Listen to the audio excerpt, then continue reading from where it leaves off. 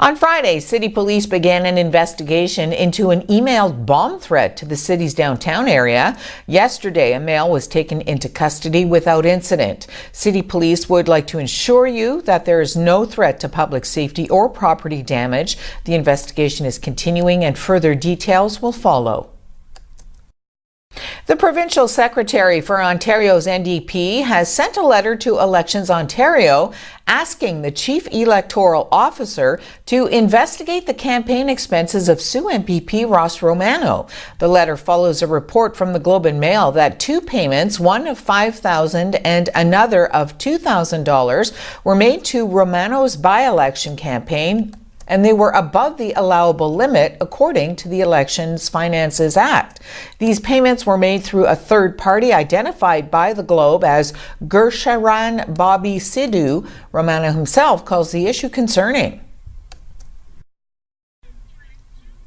In a news release today, Forests Ontario is indicating that despite the recent Ontario government announcement to cut the $50 million tree program, they expect to find a way with existing and new partners to plant trees, educate Ontarians, and speak for the forest and all forest users. Forests Ontario, Canada's largest tree planting charity, remains optimistic that now that the provincial government better understands and appreciates the importance and the popularity of the tree program, they will continue to fund tree planting. Chief Executive of Forests Ontario, Rob Keane, says that health and education are key stated government priorities, and support for a healthy tree canopy across the province is an equally important priority. Keane added that at a time of flooding across eastern Canada, it's important to remember that trees act as a sponge to soak up water. Trees also reduce air pollution and erosion. Trees cool the air, purify water, and provide a home for trees, birds, and wildlife. A study commissioned by Forests Ontario this spring found that trees planted under the 50 Million Trees program provide $83 million in annual ecosystem services. Japanese Prime Minister Shinzo Abe visited Prime Minister Justin Trudeau in Ottawa yesterday. It gave them a chance to celebrate their successful launch late last year of the rebooted Trans-Pacific Partnership. That's the 11-country Pacific Rim Trade Alliance that was rescued after President Donald Trump withdrew the U.S. from it in January 2017, nearly killing it.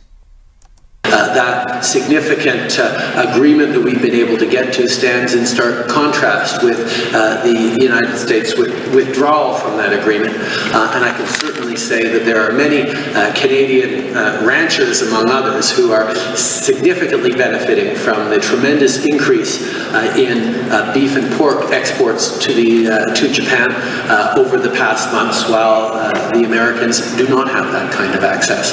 At the same time, on the flip side, we've seen significant investments in energy, in AI from Japan into Canada, which is continuing to grow our economies and benefit our citizens.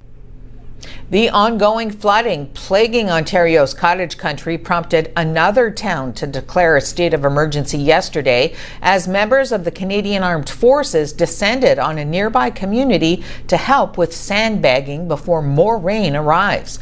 Muskoka Lakes Mayor Phil Harding said a state of emergency was declared after water levels in its namesake lake rose by 12 centimeters over the past 24 hours.